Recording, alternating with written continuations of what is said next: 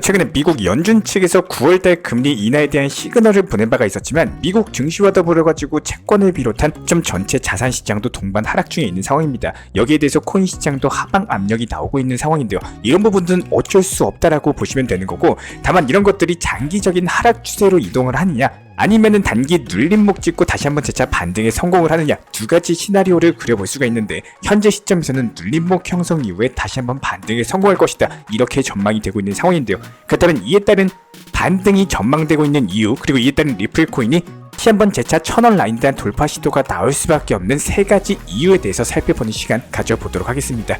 절대로 포기하지 마세요. 업비트로 원칙 매매만 하셔도 수익은 잘 나옵니다. 말도 안 되는 허황된 수익 따라다니지 마시고 기본에만 충실하게 투자해도 우리가 원하는 목표 충분히 이루실 수 있습니다. 자, 먼저 최근에 주간 신규 실업수당 청구 건수 그리고 제조업 관련 지표들이 발표가 됐는데요. 신규 실업수당 청구 건수 같은 경우에는 예측치보다 실체치 자체가 큰 폭으로 상회를 하면서 고용시장이 냉각되고 있음을 보여주고 있고요. 제조업 지표들도 좋지 않게 나왔습니다. 제조업 구매 관리자 지수 같은 경우는 이전치보다도 하회를 했고요.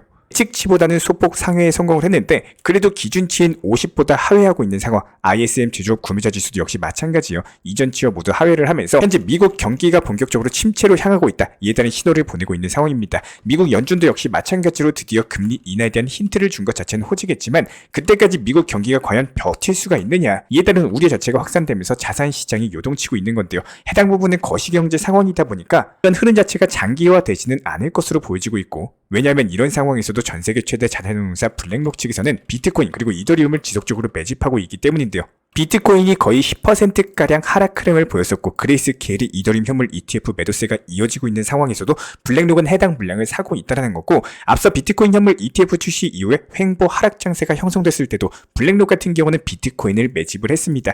이에 따른 그 후 1억 원 돌파하면서 신고가 기록했었죠. 블랙록의 매집 자체가 절대 단순한 거래 활동이 아닙니다. 현재 비트코인을 비롯한 코인 시장의 제도권 편입을 주도하고 있는 게 바로 블랙록이거든요. 그렇기 때문에 10년 동안 무수히 반려가 됐었던 비트코인 현물 ETF를 단 한 번의 신청으로서 승인을 받아낸 게 바로 블랙록이었고, 해당 블랙록 같은 경우는 코인 시장으로서 기관 자금의 유입을 촉진시키고 있기 때문에 지금 시장 자체가 하락장에 진입을 한 게 아니라 단기 조정을 받는다라고 보는 게 맞습니다. 그렇기 때문에 이번 장에서는 유독 큰 폭의 급락 이후에 반등한 것이 아니라 오르면 떨어뜨리는 시지프스 장세가 이어지면서 조정 발생 시 불장이 종료됐다는 현상이 들러오고 있는데, 현재 시장을 주도하고 있는 블랙록이 버티고 있기 때문에 일단은 불장 종료는 당연히 섣부른 관점이다, 이렇게 보시면 되고요. 이전 반감기 패턴까지도 생각을 해봤을 때 반감기 이후에 10월부터 상승하는 흐름이 나왔었는데 이번 시장 같은 경우는 ETF라는 호재가 있고 기관 참여도 많아지면서 생각보다 조금 더 빠르게 흘러가고 있거든요. 게다가 9월달 금리 인하까지도 버티고 있는 데다가 11월달 미국 대선을 앞두고 대선 특수까지도 기대가 되고 있기 때문에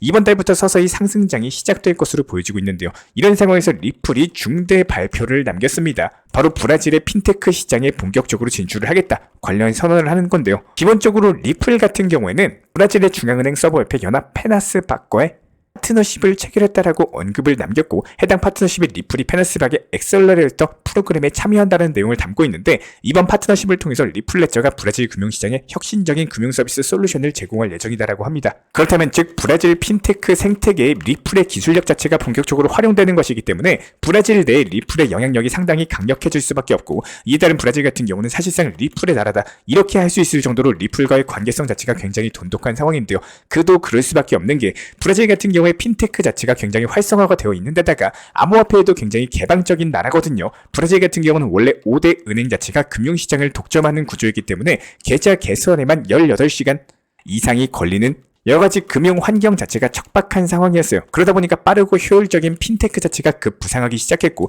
이에 따른 리플 같은 경우에 핀테크 결제 업체인데다가 전통적인 금융과 비교를 해봤을 때 압도적인 속도가 빠르고 수수료까지도 저렴하다 보니까 적으로 브라질 내에서도 상당한 수요가 있고, 리플도 이런 것들을 캐치해내서 2019년에는 브라질 지사까지도 설립을 했거든요. 리플 입장에서는 브라질이 중요한 이유는 라틴 아메리카 지역에서 브라질이 최대 경제국이기 때문에 브라질만 잡으면 라틴 아메리카로 빠르게 사업 확장이 가능하고, 이에 따른 브라질 같은 경우는 명확한 규제 프레임워크로서 글로벌 암호화폐 허브로 부상을 하고 있기 때문에 여러모로 리플도 브라질에 주력하면서 이에 따른 공생관계가 만들어졌다, 이렇게 해석이 가능합니다.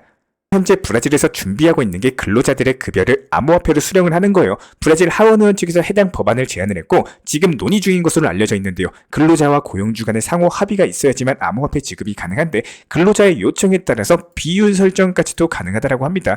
예를 들어가지고 20% 정도만 암호화폐로 받고 나머지 80%는 법정화폐로 달라고 하면은 회사 측에서는 그렇게 지급을 하는 거예요. 이 정도로 현재 브라질이 암호화폐에 개방적인데요. 이런 법안이 통과가 된다? 브라질 내에서 리플에 대한 수요가 압도적으로 늘어날 수 있고 이에 따른 리플이 생각보다 브라질 금융시장에 깊게 침투를 해 있습니다. 지난 2022년 같은 경우는 리플은 브라질의 트래블렉스 은행과 ODL 파트너십을 체결했는데 해당 트래블렉스가 어떤 은행이냐? 브라질 중앙은행이 승인 등록한 최초의 외환거래 전용 은행이거든요. 사실상 리플이 중앙은행의 인가를 받아냈다는 거고 브라질 금융의 중심에 리플이 있다는 겁니다. 게다가 리플이 이번에 브라질과 체결한 파트너십도 중앙은행 연합이다 보니까 리플이 브라질 금융의 중심에 있는 게 과장된 게 아니라 정말로 중앙부에서 리플이 실질적으로 활용되고 있다는 거예요. 그렇다면 현재 브라질의 핀테크 활성화되어 있는데 이에 따른 리플 같은 경우는 결제 수수료 자체가 저렴하고 송금 속도도 빨라서 수요 자체가 꽤 높습니다. 여기에 브라질 중앙은행도 리플을 적극적으로 채택하고 있죠. 그렇다면 브라질 근로자들이 급여의 일정 부분을 리플로 받는다 이렇게 선택이 가능한 거고 왜냐면 기본적인 금융거래 활동을 하는데 리플이 활용 가능하고 이에 따른 브라질 같은 경우 평균 2,785억 정도를 송금할 정도로 송금 규모 자체가 크거든요. 일단은 수요 자체가 증가하다 보니까 앞으로 리플이 브라질을 기반으로서 대폭등이 가능할 것으로 분석이 되고 있는 상황입니다.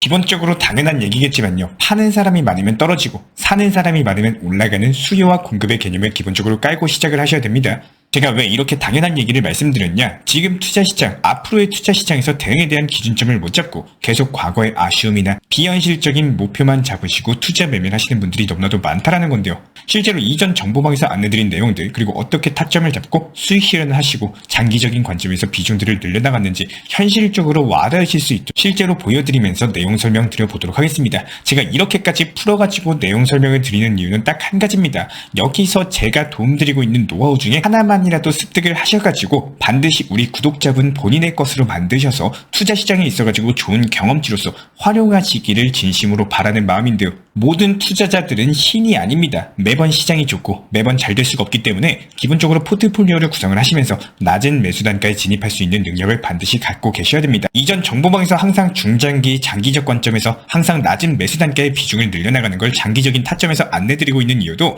사람들이 겁내고 더 떨어지는 거 아니냐 뭐 이런 심리적으로 위축되는 시장에서도 저점 매수를 할 줄 아는 능력을 키우셔야 되는데요. 리플이나 비트코인 여러가지 중장기적 관점에서도 항상 비중을 늘려나가야지만 최종적인 단기 고점의 매도에서 큰 수익률을 가져가실 수가 있고요. 여기서 저희가 항상 강조를 드리고 있지만 투자라는 건 말 그대로 투자 관점에서 보셔야 됩니다. 가상화폐 시장 같은 경우는 24시간이기 때문에 항상 핸드폰을 붙잡고 있을 수가 없겠죠. 항상 매수와 동시에 목표가를 걸어놓으시고 수익 실현 이후에 재타점이 잡히면 재매수를 하는 습관을 꼭 키우셔야 된다는 겁니다. 팔고 나면 더 올라갈까봐 걱정이다. 뭐 이런 걱정을 지금 하실 때가 전혀 아닙니다. 우리 많은 개인 투자자 구독자분들께서 잘못됐다는 건 아니지만 한 가지 아쉬운 매매 습관 중에 하나는요. 기본적으로 더 상승할까봐에 대한 그런 걱정들, 현재 투자 시장을 대하는 관점에서는 계속 타점을 높게 만드는 매매 습관 중 한 가지라고 생각을 합니다. 항상 강조드리고 있지만요. 팔고 내 것으로 만드는 게 중요하지 팔고 나서 이게 5% 더 가든 10% 더 가든 크게 바뀌는 건 없다라는 겁니다. 하지만 못 팔고 오히려 마이너스 5%로 바뀐다면은 이런 것들이 심리적으로 타격이 분명히 클 수밖에 없는데요. 항상 이렇게 단기 종목들 같은 경우는 단기 종목들답게 수익 실현을 반복하시면서 여기서 나온 수익들을 장기적인 관점의 종목 비중을 늘려나가는 겁니다. 위에서 보여드린 비트코인을 1차 매수하셨으면요. 그만큼 단기 종목들에서 수익을 불리고 난 이후에 거시경제 상황이나 차트상의 기술적인 분석 타점 비교해봤을 때 비트코인이 추가적으로 상승이 더 나올 것 같고 아직까지도 저점으로 판단된다면은 그때부터 추가적으로 더 매수하면서 비중을 늘려나가시면 된다는 거예요. 기본적으로 항상 시작이 좋을 수가 없고요. 매번 수익이 잘 나올 수는 없을 겁니다. 항상 수익이 나오고 기회가 왔을 때 내 것으로 조금씩이라도 챙겨놓는 걸 습관화하셔야지 결국에는 좋은 결과값도 따라오기 마련인 거고 사람들이 전부 다 좋다라고 할 때 항상 매도와 하락을 조심하시는 게 맞는 거고 사람들이 안 좋다 위험하다 할 때 기회를 준비하는 투자시장을 대하는 신법을 꼭 키우셔야 된다는 겁니다. 절대로 하시면 안 되는 것 중에 하나는요. 무리한 대출, 급하게 써야 되는 투자금 이렇게 쫓기는 자금으로 투자 매매하시면 절대로 안 됩니다. 순간적으로 높은 수익 뭐 잘 될 수야 있어요. 하지만 이런 쫓기는 매매는요. 분명히 큰 화를 부릴 수밖에 없다는 겁니다. 그리고 여기서 매도 못하시는 개인 투자자분들 갑자기 당장 자금이 급하고 돈이 필요한 순간은 항상 신기하게도 하락장 수익 실현의 기회를 놓치고 마이너스로 나왔을 때 그 순간 항상 자금이 필요해서 어쩔 수 없이 손절하시는 분들 경험상 분명 많으셨을 겁니다. 앞으로의 일은 누구도 예측을 못합니다. 하지만 대비는 할 수 있을 거예요. 항상 잘 될 때만 생각을 하시는 게 아니라 시장이 좋고 안 좋고를 떠나서 원칙 매매의 기본을 바탕으로서 매매하시기를 바라겠습니다. 특히나 리플 코인 좋아하시는 개인분들, 구독자분들 같은 경우는 리플 떨어지면 매수해야지, 500원, 600원 오면 매수해야지, 이렇게 기다리는 분들 같은 경우는 실제로 그 가격 오면 걱정으로 인해 가지고 매수 못하고 또다시 반등 줘버리는 상황에 매도매매로 인해 가지고 고점에서 올라타십니다. 이번에는 꼭 올라가면 매도해야지 생각하셨던 분들, 수익 나면 조금이라도 본전 부근만 오면 비중 낮추고 현금 비중 좀 확보해놔야지, 이런 계획은 누구나 하겠지만요, 실제로 그런 상황이 오면은 조금 더 기다려볼까, 이런 욕심으로 인해 가지고 6개월, 1년을 기다린 그 시간을 하루 만에 잡아먹게 된다는 거예요. 제가 브리핑 드리는 정보방에서 괜히 목표 가격에 대해서 미리 안내 드리는 게 아닙니다. 일하고 있는 중간중간 혹은 잠들어 있는 새벽 시간 순간적으로 상승했다 떨어지는 경우 분명히 보셨을 겁니다. 업비트는 지정 가격이라는 편리한 매도 시스템이 있는데, 이런 시스템과 목표 가격을 잘 파악을 해서 미리 매도를 걸어놓는, 활용하시길 바라겠습니다. 솔직히 매수는 어떻게든 누구나 할 수 있어요. 하지만 매도 타점, 비중 조절, 포트폴리오에 대한 구성 가장 중요합니다. 괜히 제가 정보방에서 시장 브리핑 타점, 비중까지 같이 안내드리는 게 아니에요. 투자 시장은 기회가 왔을 때 잡으셔야지, 기회가 왔는지도 모르고 내 욕심에 흘려버리면 결국에 그 기회가 찾아오기까지 계속 시간만 흐르게 된다는 거예요. 누군가는 매수를 했기 때문에 가격이 상승할 수밖에 없고, 누군가는 매도를 했기 때문에 가격이 하락하고, 이런 게 기본적으로 투자 시장인 겁니다. 누군가가 100만원 수익을 보면요, 반대로 다른 누군가는 100만원 손실을 보죠. 사고팔고 투자 시장이기 때문에 우리 구독자분들께서 누군가의 입장에서 어느 상황에 속하시게 될지 모르겠지만 반드시 제 영상을 통해서 한 가지라도 노하우로 가져가셔가지고 앞으로 시장을 활용하시길 진심으로 응원 도움 드리겠습니다. 이에 따른 실시간 정보방 타점 같은 경우는 영상 하단 댓글창 링크 통해서 신청 주시면 입장 도움 드리고 있고요. 구독과 좋아요, 이 두 가지만 부탁을 드리겠습니다.